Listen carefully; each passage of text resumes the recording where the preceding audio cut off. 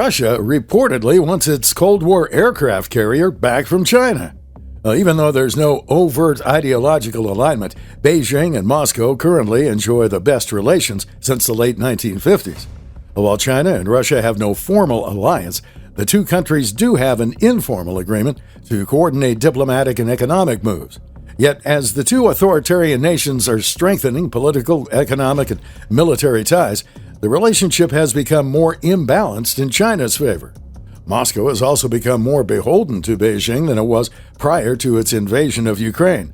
And there have even been calls this month that Russia should try to buy back the Soviet aircraft carrier sold by Ukraine to China following the dissolution of the Soviet Union. Launched in November 1988, the unfinished Kuznetsov-class aircraft carrier Varyag was transferred to Ukraine in 1992, but Kiev was unable to complete the vessel and sold it to China, where it was termed a pile of scrap metal. The official Chinese plan was to convert it into a floating casino. Instead, Beijing eventually refurbished the vessel as the Xilan before it was renamed Liaoning after its northeastern province.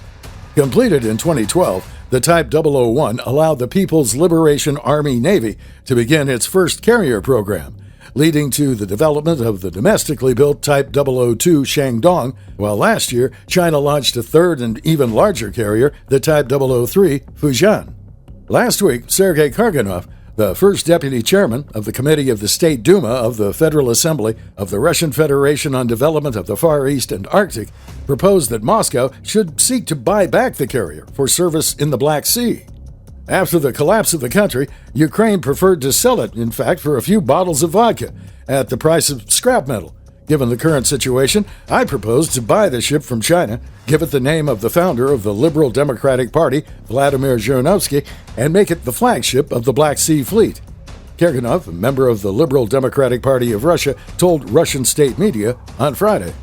Many in the Kremlin would probably like to see the return of the carrier, especially as there are reports this week that Russia's only carrier, Admiral Flotosovitskogo Soyuza Kuznetsov, is in such poor condition it can't move under its own power. The aircraft cruiser has been in dry dock for repairs since 2017 and has suffered several debacles, including multiple fires, with the most recent one occurring just last month. However, it's unlikely that Beijing would be eager to sell the carrier.